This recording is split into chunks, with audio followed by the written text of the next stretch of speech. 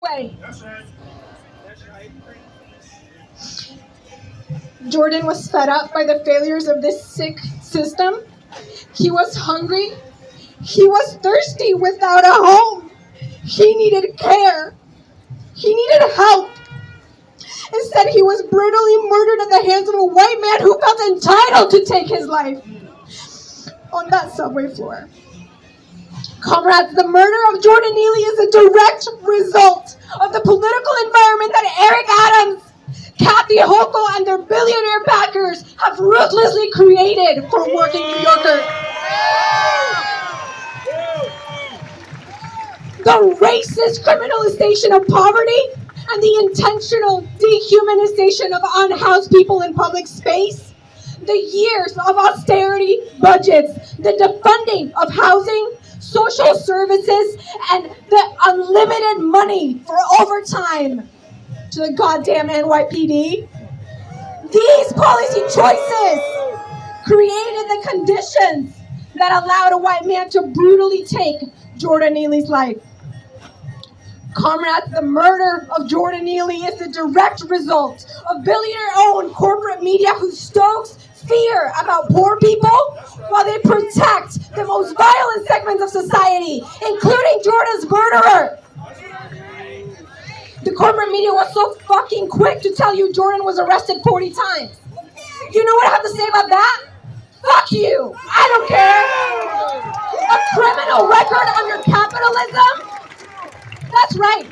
A criminal record under capitalism, especially if you're unhoused, is simply an indictment of a failed system that continues to chew you up and spit you out without doing anything about challenging the underlying conditions that lead to your arrest. It is enough to make you sick. How many of us have felt despair this week? How many of us have shed tears for Jordan? I want to know how many. Raise your hand.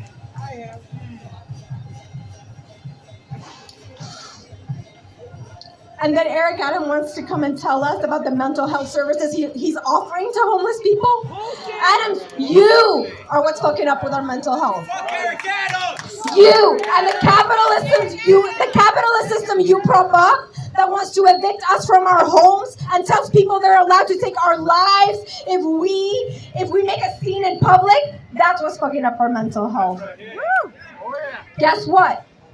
We are traumatized, and that is a justified human response to capitalism. But comrades, that is exactly why we cannot succumb to despair. Because it is up to us, people who know another world is possible, to stand up and to fight for the world that we know can exist by any means necessary.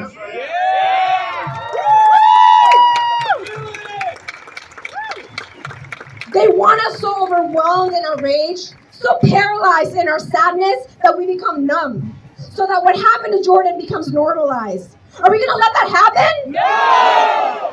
Are we gonna fight back? No! This past Tuesday, I was so damn proud to see our DSA council members Tiffany Caban and Alexa Aviles join PSL comrades in rushing the board guidelines, the rent guidelines board to say hell no to rent hikes. This past Tuesday, DSA celebrated the largest win for the Green New Deal in the state of New York. We know that when we organize and that when we fight, we win. We know that it is through organizing and through fighting back that is how we heal. And we're going to do that. We're going to do that for Jordan. We're going to do that for our comrade because another world is possible, and he deserved it, and we deserve it. No justice! No peace! No justice! No peace! Say his name! Jordan Neely! Say his name! Jordan Neely! Rest in power, Jordan.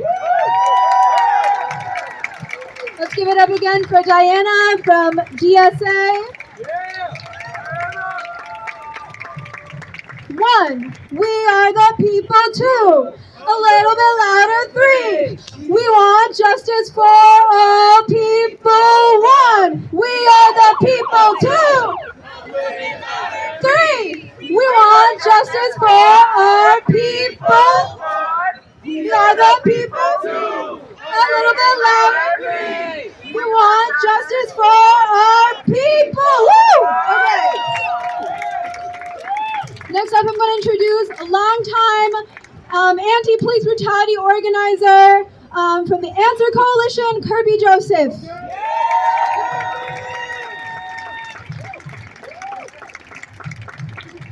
How we doing? Oh, no. How are we doing?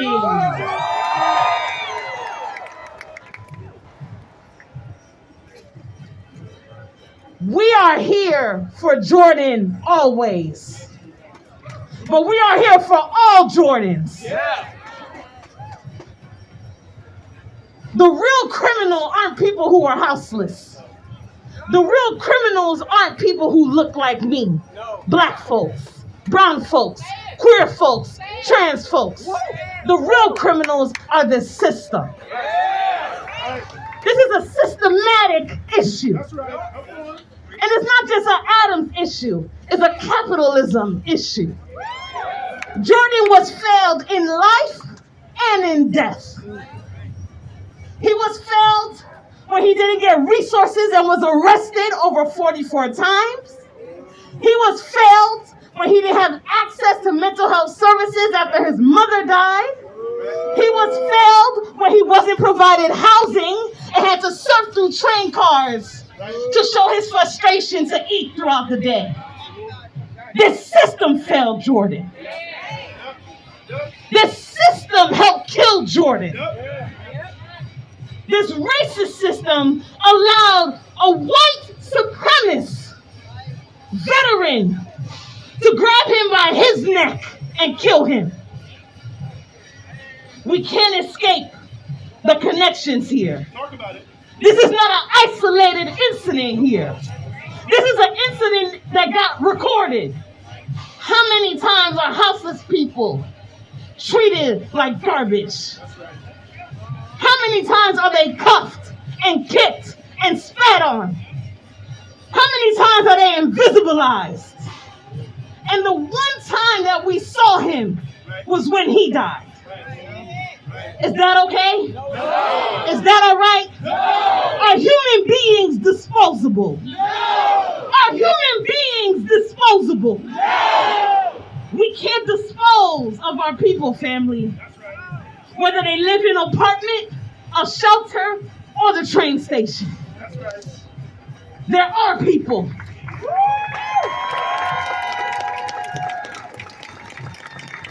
There are people. Capitalism disposes, we don't. Right. Capitalism criminalizes, we don't. Capitalism throws us away, we don't throw anyone away. We can't afford to. If you want to talk about liberation, you got to talk about Jordan. If you want to talk about liberation, you have to talk about housing. If you want to talk about liberation, you have to talk about poverty. That's right. Yeah, that's right. Hello. The war on people is poverty. Come on. Poverty is criminal. Yes. And is uplifted by this system. So that means we need something new. Because the only way that we can make sure that there are no more Jordan Neelys Yep. is to move on from this system that's killing us That's right. in every aspect of death. Mentally, spiritually, emotionally, and physically. All right. We are all held up by our necks because of this system. You can cry, that's okay. You can chant, that's okay. You can scream, that's okay. Because that's what Jordan was doing. But then we gotta organize. But then we gotta organize. That is our work. Jordan was agitating. Not agitating. Agitating. My man was giving a sermon on that train. He was a truth teller on that train. He said he was hungry. He said he was tired. He said he had no place to go. And when you're sick and tired of being sick and tired, There's only one thing for us to do. It's time for us to come together. Can we do that? No. No. Can we do that after today? Can we do that after his name is out of the press? That's what Jordan needs. Jordan needs consistency. Say it with me. Consistency. Jordan needs us to organize. Say it with me. Organize. Jordan needs a new system. Say new system. Jordan needs us to be united. Say unity. That's what we need. That is the strategy. I don't want to hear anybody arguing about what the demands are. I don't want to hear anybody talking about having a strategy meeting about what we need to do. We know what we need to do. Because if we don't do it, there's going to be another Jordan. We're fighting and working against a system that emboldens bigots every day. Do we stop here? No! Do we stop here? No! Say his name. Jordan Neely! What's his name? Jordan Neely! Say his name. Jordan Neely! What's his name? Jordan Neely! Say his name. Jordan Neely! What's his name? Jordan Neely! We need to come together to make sure that there's no more. Because that's what Jordan needs us to do. That's right. And that's what the unseen and invisible lives requires of us to do. Can we do that? Can we do that? Thank you.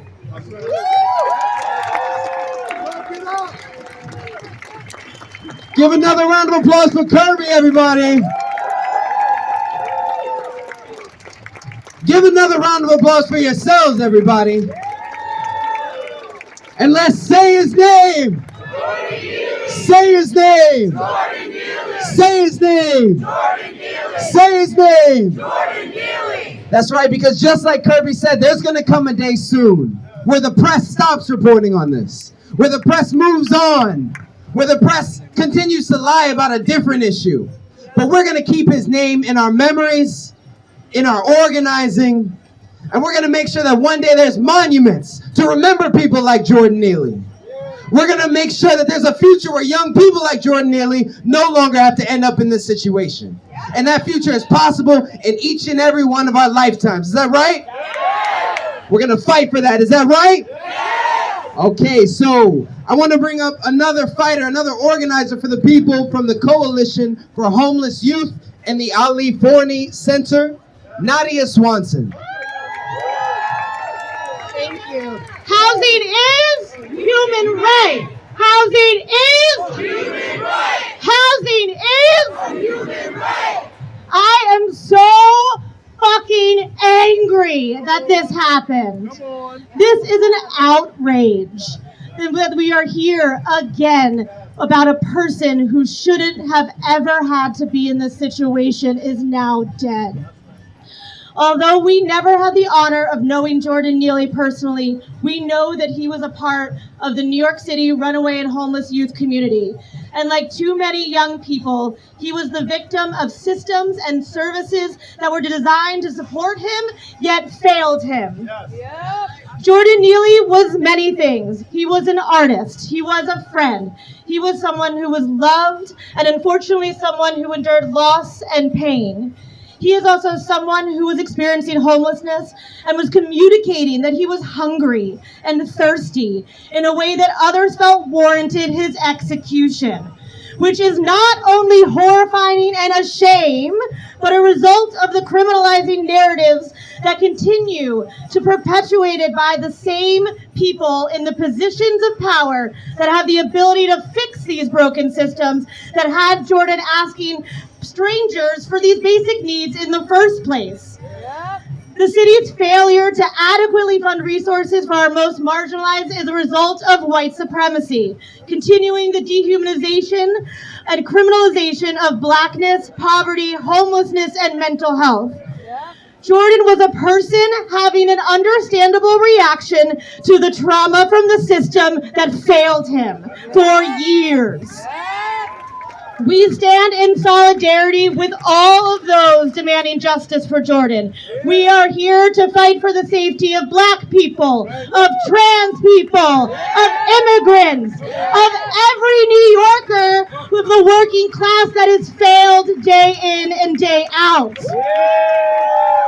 We call on our allies to not let what happened to Jordan end with a moment of public outcry, but instead a true call to action to work along those who have the lived experience and are directly impacted to end homelessness and ensure that people are housed first and they have access to mental health and all of our basic needs. Housing is A human right. Housing is A human right. Housing is A human right. Thank you. Let's give it up again for Nadia Swanson. When I say people, you say power. People. Power. People. Power. People. Power. When I say we want, you say justice. We want. Justice. We want. Justice. We want. Justice. So we're gonna have a few more speakers, and then we're gonna march. We're gonna take the streets. Okay? So I'm just gonna keep it moving along. Next up, we have the co-executive director of the People's Forum, a preacher, and many other things, Claudia de la Cruz. They say get back. We say fight back. They say get back. We say fight back. They say get back. We say fight back. They say get back. We say fight back. All right, y'all. We want to talk about the abandonment of New York City to its citizens. We want to talk about the abandonment of the United States of America's government to its citizens. So let me share a little bit of information. New York City has a budget of over $90 billion. Did you hear me? Over $90 billion. That is way more money than some countries' budget. And you are going to tell me that the inability to house the homeless is because we have no money? That the inability of creating jobs is because we have no money? We have, and I'm going to say both Democrats and Republicans, a two-party system, a government, a state that invests in war. In war against poor people, a war against Black people, at home and abroad. And Eric Adams should be ashamed of his Black ass. And let's get this straight. Voting officials that look like us don't mean shit. It does not mean that they represent our interests. Eric Adams has flooded the streets with more police than fucking Giuliani in the 90s. And if you feel a certain way because I'm cursing, capitalism is way more vulgar than what I'm saying. We gotta get our facts straight. When we're talking about flooding the subways and the communities with police and surveillance, while at the same time cutting millions of dollars from the New York City Departments of Homelessness or for the homeless, that's a crime. When y'all heard the news, it was disgusting to hear that they charged Jordan Neely for being aggressive. How many of you have heard of the black angry woman narrative? It's the same shit. So you are violated, you are dehumanized, you are constantly criminalized, and then you are the bad one. We are in a toxic relationship with capitalism. There is nothing more toxic than the economic system that continues to attack, to brutalize, and lynch black bodies. We live in a city that gives $68,000 per prisoner. $68,000, and invest $22,000 per student. Where are our priorities? Where are our priorities? So when we talk about Jordan Neely, we're talking about the rest of us. We're talking about all of us. We're talking about the 60% of the U.S. population that is one check away from being homeless. 60% of the U.S. population. When we talk about Jordan Neely, we're talking about over 600,000 people in the wealthiest country in the world that are forced to live in the streets. 600,000 people. We're also talking about 160 million people who are either living in poverty or near poverty in the wealthiest country in the world. They should be ashamed of themselves. They should be disgusted with themselves. And they're over here dancing in the House of Congress? And what are we doing? What are we doing? We forgot about the Trayvon Martins of the world. We forgot about the Michael Browns of the world. We allowed this system to break the rebellions of 2020. My comrades, my friends, my family, my kin, who's here? We need unity. We need strength. We can't afford another Jordan Neely. They are robbing generations of potential to build our communities. Yes, they are. They are messing with our mental health. They are messing with our livelihood. They are killing our babies. Are we going to allow that to happen? No. Are we going to allow that to happen? No. My prayer, because somebody shouted me out, said I was a preacher. My prayer for today is that we leave this space with energy to organize in our community. That we have the capacity to say the name Jordan Neely and say it with love for our people. And it's okay to feel hate for our enemies. It is okay to name them. Eric Adams is an enemy of our people. He hates the poor. He hates the working class.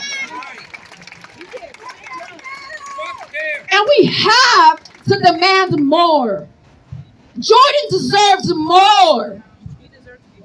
He deserves to live.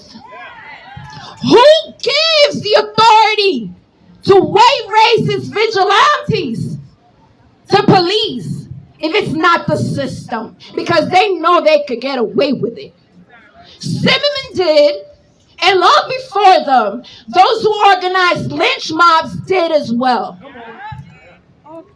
And so we got to get our shit together. Because we can't allow for this to happen ever again.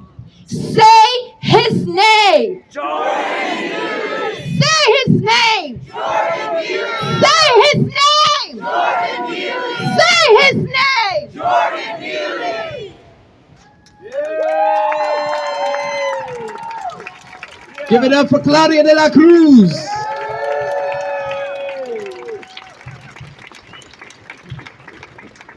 The power that we see right here. The power that we saw in 2020. The power that we've seen decade after decade, century after century, reminds us that this is an old struggle.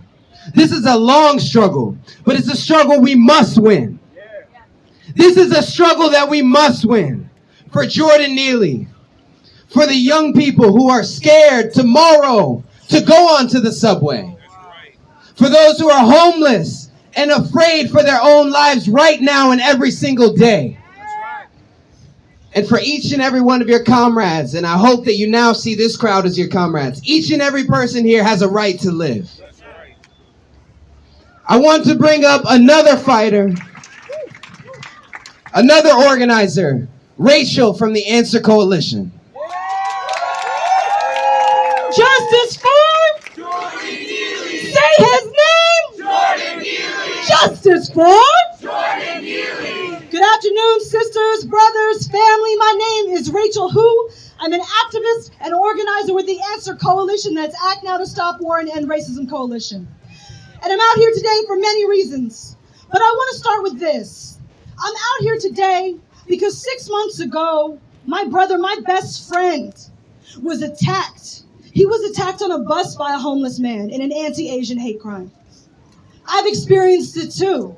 I've been grabbed. I've had that experience where somebody has said racist things to me. Somebody who's homeless has come up and grabbed me. And I want to say that first, because I want you to understand what I'm about to say next. Vigilante violence is never the solution. Never the solution. When my brother called me and told me this, I didn't think to myself, how do I go out and murder that man? That's not what I thought. Who thinks that? Who thinks that? It's disgusting. It's disgusting that this man, Daniel Penny, thought he could choke out and just take a life. Horrifying.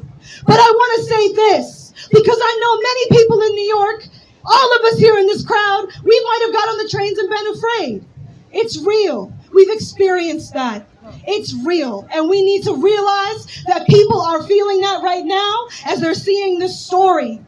But Eric Adams and Governor Hochul are giving us only two options to look at.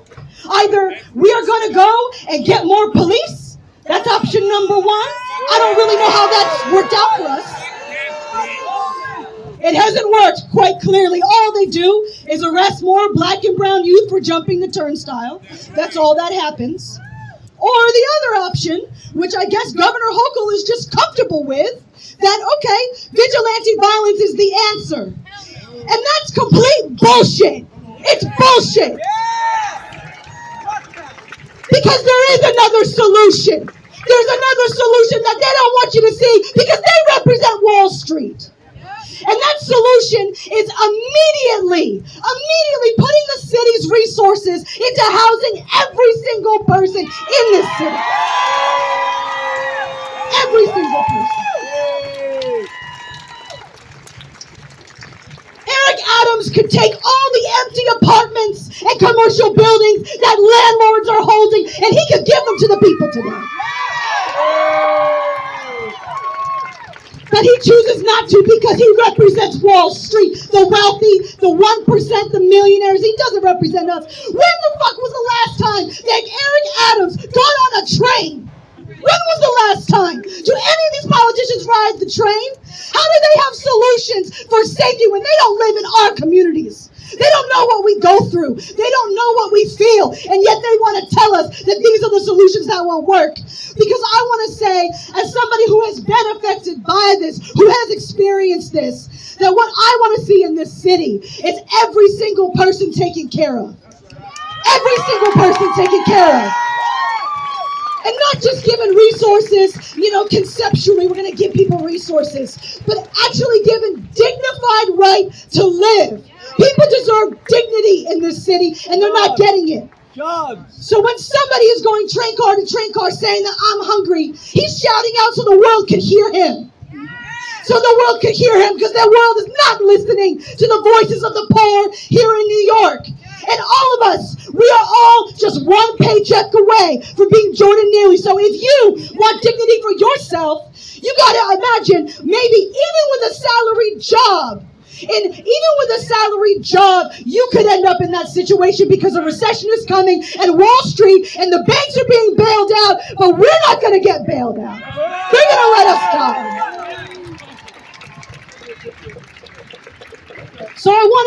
this to end, another personal story, because I think we need to take this personally.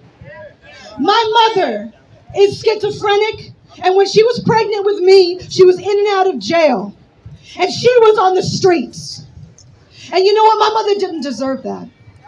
She didn't deserve that. I was put in foster care, and Jordan was a foster. He was in foster care. And my mother, she was kicked out when she was 13 years old, which is why she ended up in that situation.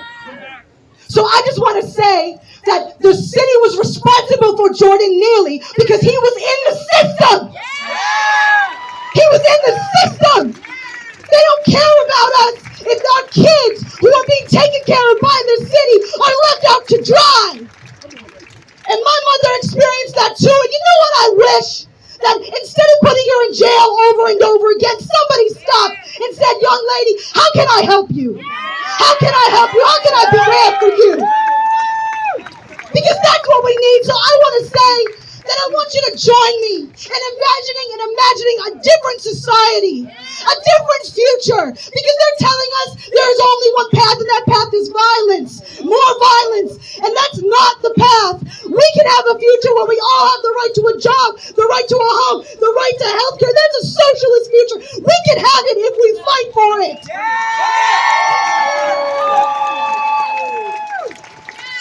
So we will never take less than we deserve, am I right?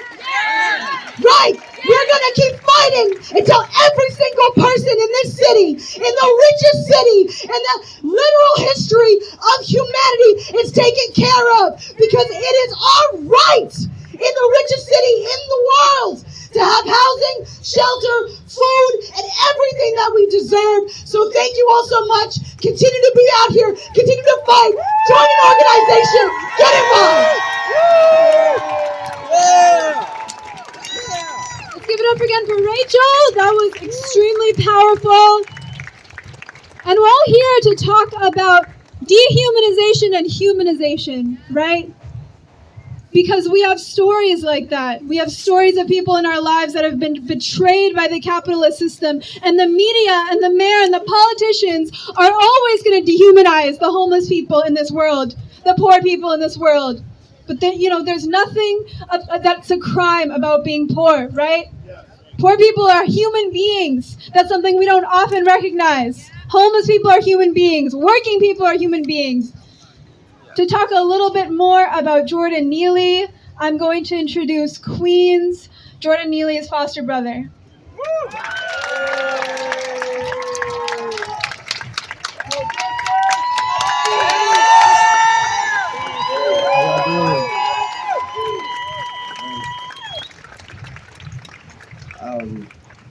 I see a lot of familiar faces and so many people that have been on the front lines with us way before we have to say another hashtag, way before we have to come out for one of our community members and family members who have been lynched, who have been raped, who have been burnt out.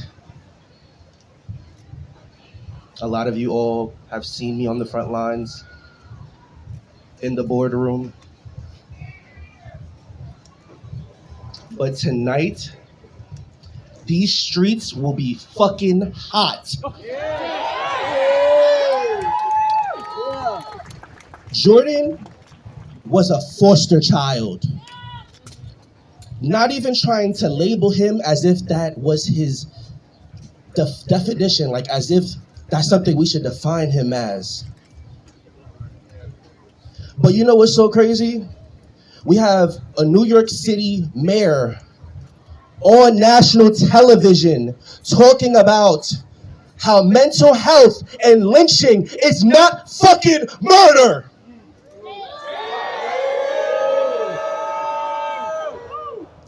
Not all our kinfolk ain't fucking skinfolk. And this man needs to be held accountable because foster care youth like Jordan and me don't even have no fucking housing.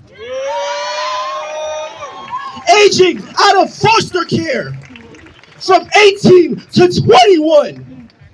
living in Washington Square Park, organizing with other activists and organizers that literally are homeless and houseless. So how the fuck do we treat homeless and houseless people in America, especially New York City? I am more than angry. I am more than outraged. When the fuck do we ever say black children matter? When do we ever say black foster care youth matter?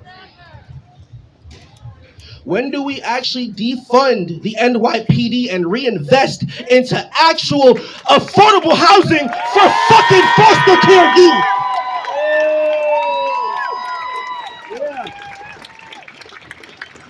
A lot of my community members, comrades, folks that have literally slept outside with me in front of Mayor Bill de Blasio's crib, in front of Gracie Mansion, fighting for this injustice, and we are still here.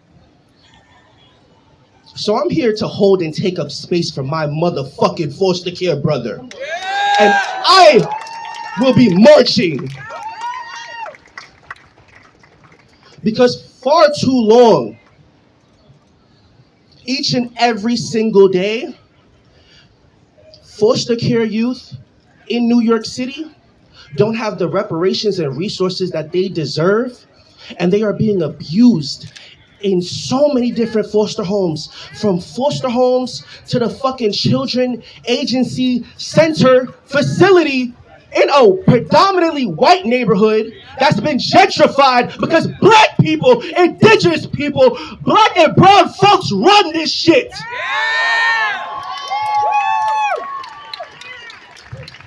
We built these motherfucking streets.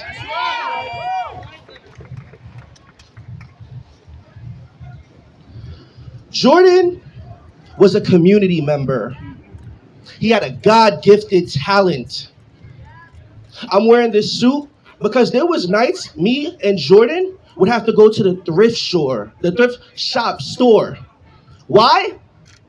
Because Jordan decided to take it upon himself to get on the E train, the 7 train, the 6 train, the G train, and he literally was putting his life on the line, using his God-gifted ability and talent to protect his foster care brothers and sisters, because foster parents were getting checks from SEO Family of Services, ACS Family of Services, Little Flowers Family of Services, and we didn't even get basic necessities of a haircut. We didn't even get basic necessities to actually get laundry done. So as we are here today, we are here because one of our own has just been lynched. And the fact that we have a fucking mayor that said lynching is not murder on national television, or is just saying that, like, what, Alexandria Ocasio-Cortez is moving too fast for tweeting? What? Shame! Jordan is somebody that deserves to be here right now. That's justice for him. He should be alive. This man was literally impersonating Michael Jackson on so many different trains, from New York City MTA trains to the Long Island Railroad, using his God-gifted ability and talent to protect homeless and houseless people, and even himself.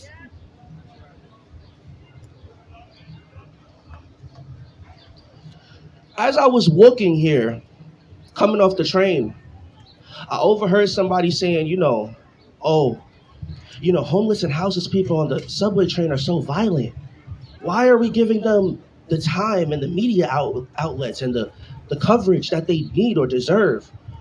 And I jumped in the middle of that conversation. I was like, homeless and houseless people deserve a home. And you are disgusting and despicable to talk about somebody else's mental health conditions. Because what people don't know is that Jordan had autism. What people don't know is that Jordan's mother died.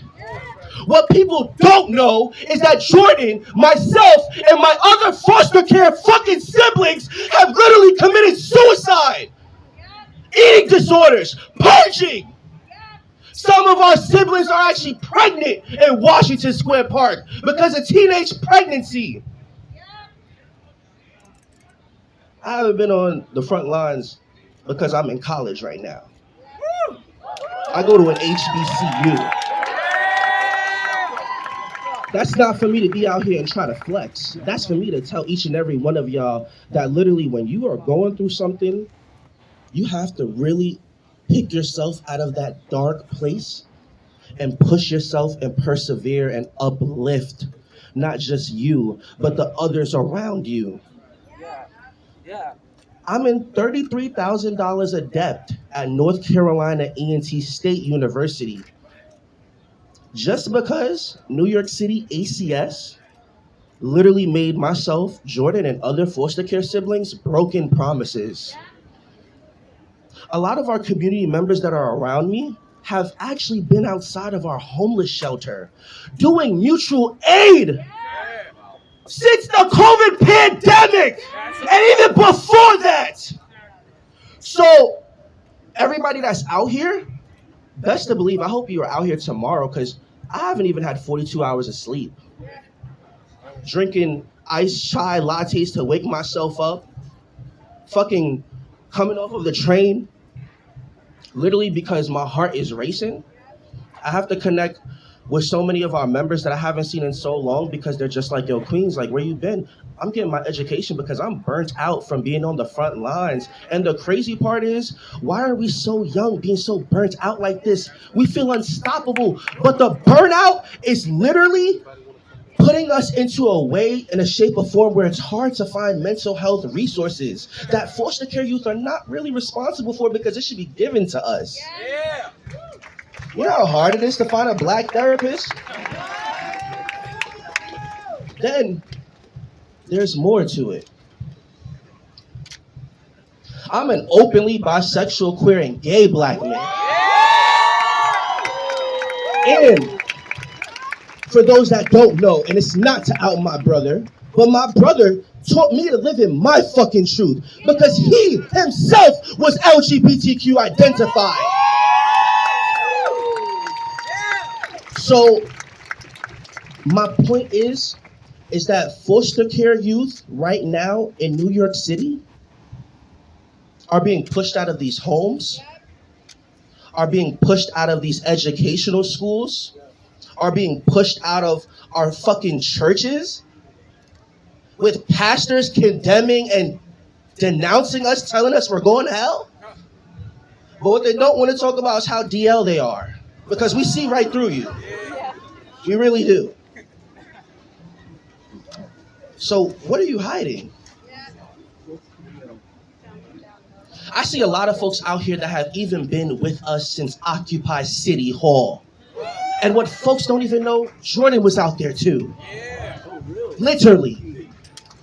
So I could hold a teaching for about over an hour, but do I want to do that because my heart is racing and my adrenaline, my energy is actually wanting to go to Gracie Mansion and fucking up some goddamn motherfucking commas in front of Eric Adams' fucking building. So I hope and I pray that literally that is the destination location because we need to be fucking up some commas for our loved ones that are not here with us. Because far too long, we are tired of saying another person's name. When you hear Eric Adams say we're bringing more police to the streets, we're bringing more people to the streets. And that's a Fendi fact. That is a Fendi fact. So if we wilding out and we going crazy and folks are, being targeted and folks are, taking over bridges, tunnels, occupying, listen, we put you into office. By the way, I didn't even endorse Eric Adams, never even voted for him. You know what I mean? Literally just want to put that out there. Just so folks, because I see so much media out here. But there are people here who probably voted for Eric Adams and didn't know what his what he was running upon. My point is, we put you into office and we can take you right fucking out of office.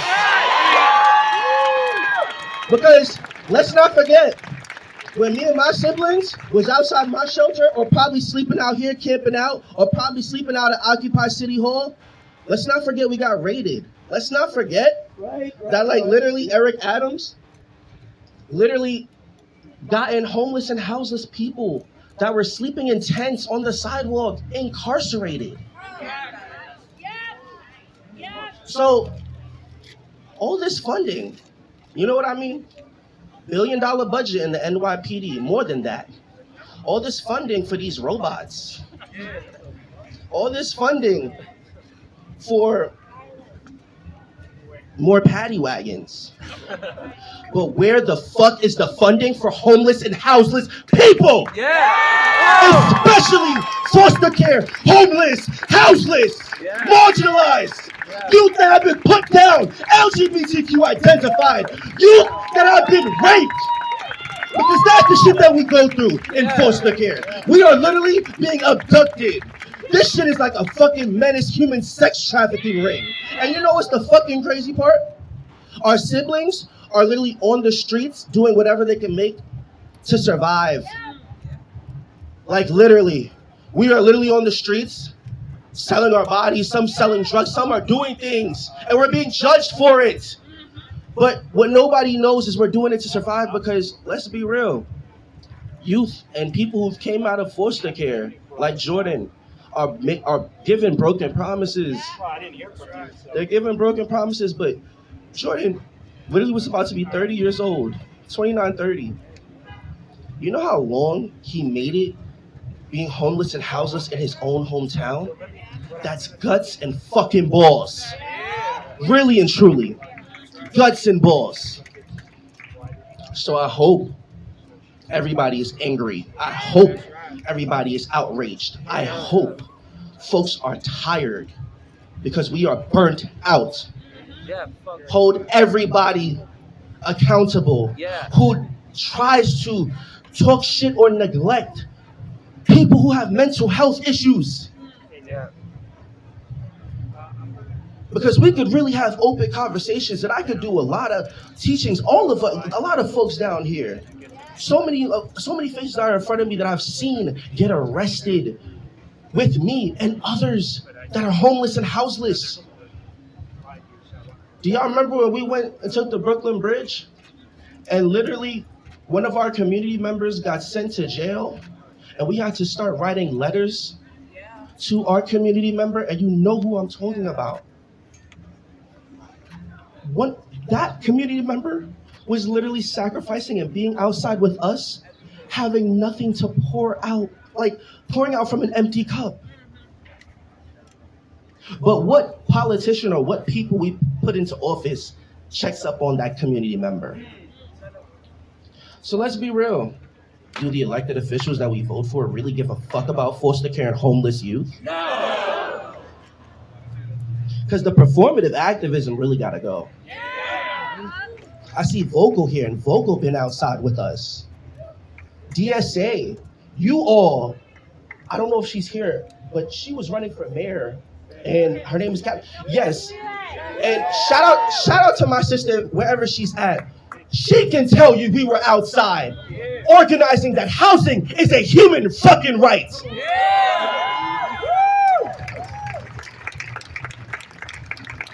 My point is, brothers and sisters, love the ones that are around you. I'll do a quick icebreaker that I do at my HBCU. Touch the person to the left and to the right of you just on their arm, please.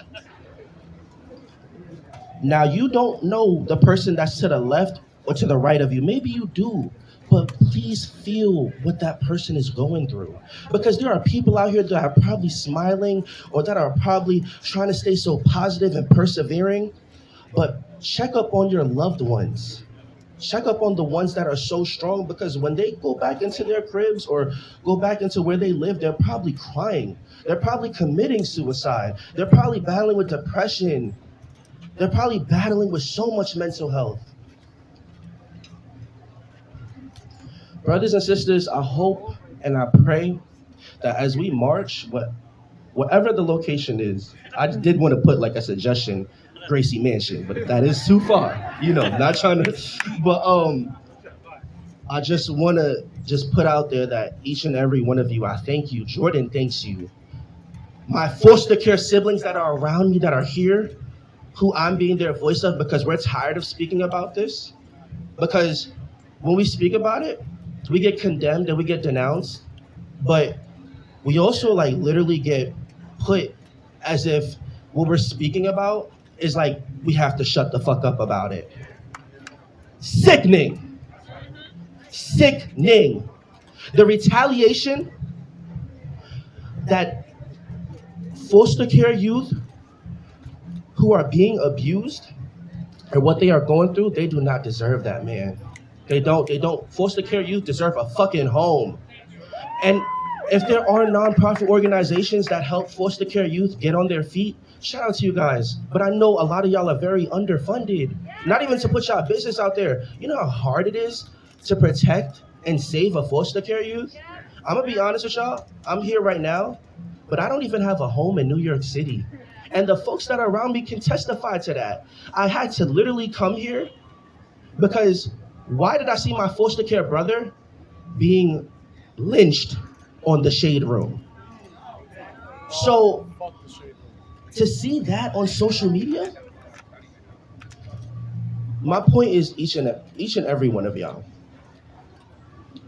love Black children, protect youth, foster care youth, homeless youth.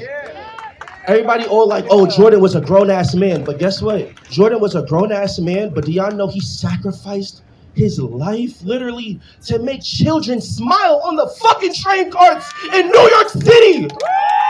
That's what we don't talk about.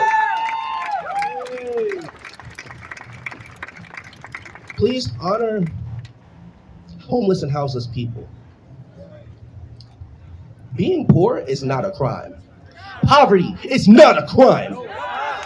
Housing will forever be a human right. And I know there's a lot of people who are probably out here that are tired of seeing my face, that are tired of seeing my advocacy. And guess what? I will continue to be testifying in that courtroom. I will continue to be getting arrested right in front of the White House of the Supreme Court. And I will continue to make your life as somebody who is in office. Did you not forget that you work for the people? The people put you in there and we can take you right out. So I hope that if there is any elected official or politician out here, you're taking notes. Because we are tired. Enough is enough. It feels like every Black person in New York City that's homeless and houseless is being haunted in America. White people, white privilegeness, white supremacy is on our fucking trains. And the people that was around in that video just sat there as if fucking assholes. Fuck them. Literally shame. Shame. I know I probably took a lot of y'all time, but let me just say this. Justice for Jordan Neely. Justice for Jordan Neely. Justice for Gabriel Fernandez, another foster care youth who I had to be on the front lines with. Justice for Khalif Browder, another foster care youth. Justice for all of our Black trans women that nobody is fucking talking about. Shout out to our sister Queen Jean, if she is around or if she is here. All of the Black trans women that have been fighting tirelessly, consistently on these front lines. We are tired. God bless each and every one of y'all. Continue to go in peace. I am Queens. God bless y'all. Thank you.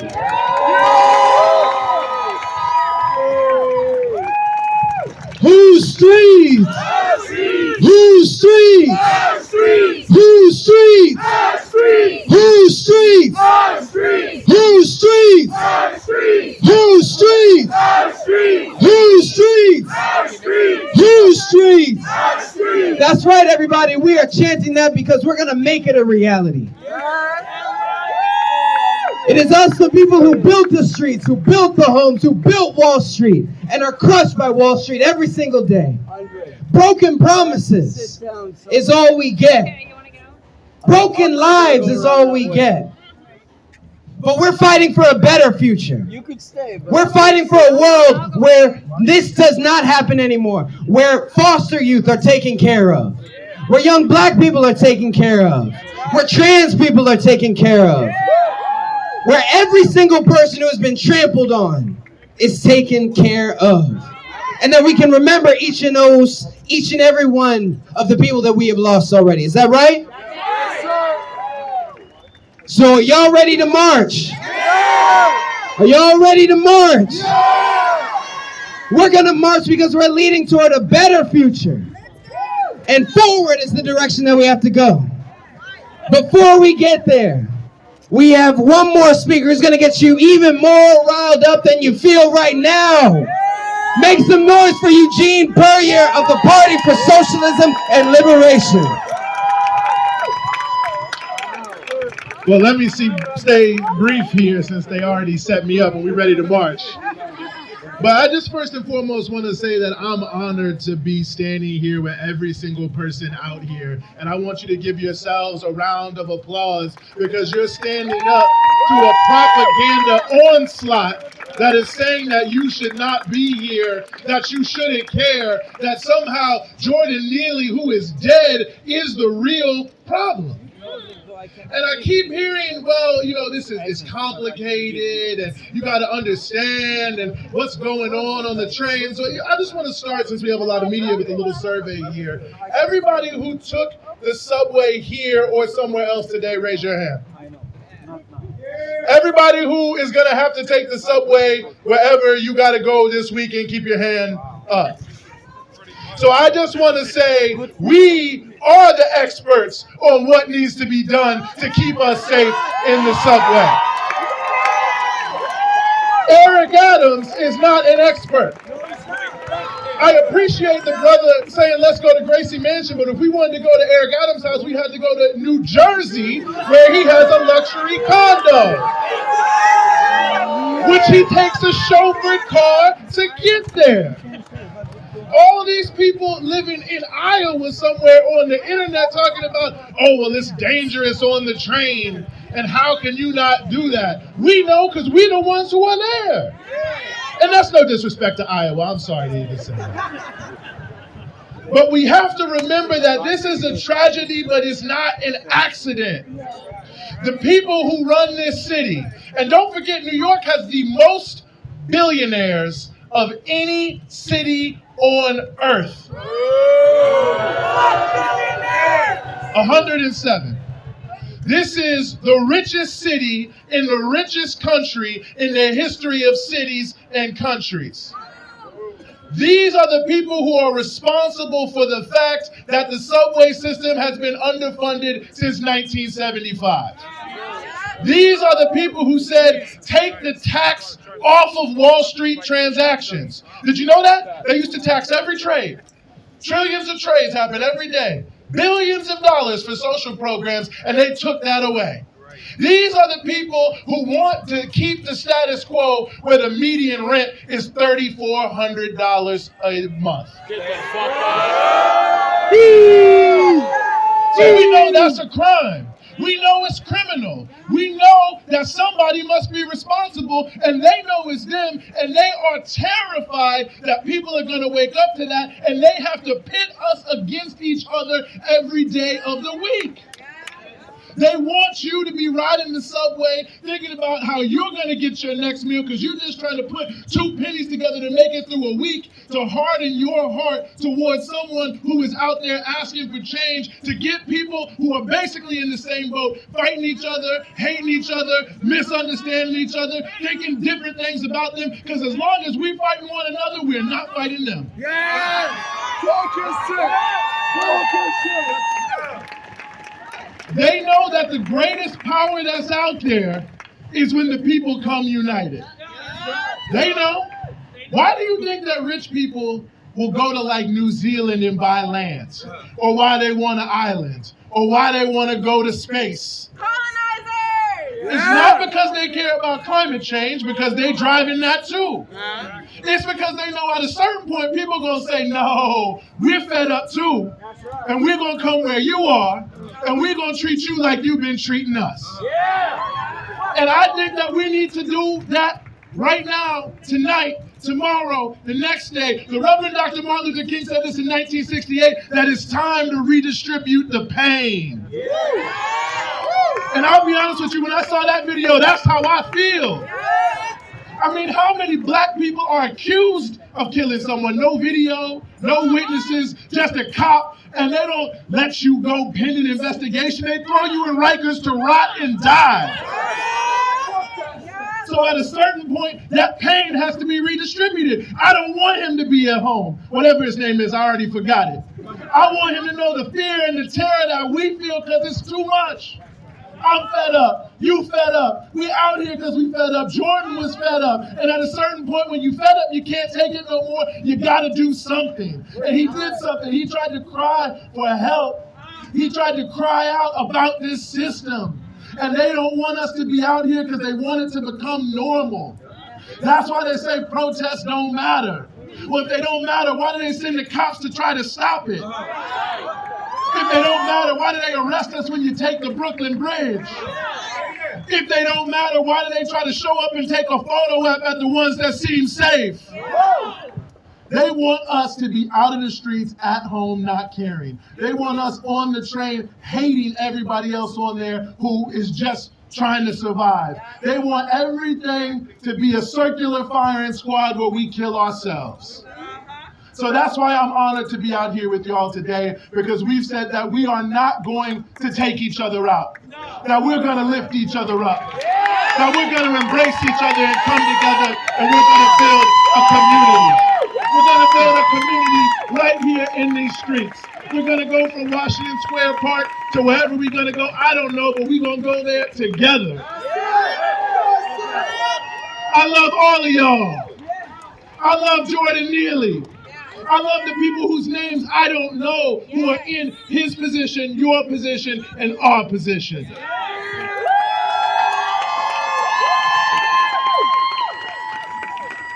So the final thing I want to say is this.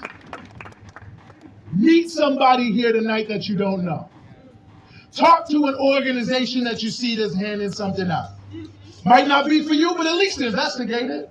Might not be someone you vibe with, but at least find out.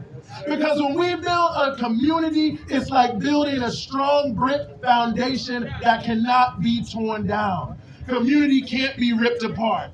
That's why they want the Jordan Neelys of the world not to be able to practice his craft and build a beautiful collective of the arts that isn't on the streets dancing for money, but is dancing for love and for our enjoyment, because they know that that's powerful. No justice! No peace! No justice! No peace! No justice! No peace! My name is Eugene Perry with the Party for Socialism and Liberation, and I'm honored to be on the streets with you tonight. All power to the people. Are we ready to march? I said, are we ready to march? Are we ready to demand justice for Jordan Neely? Yes!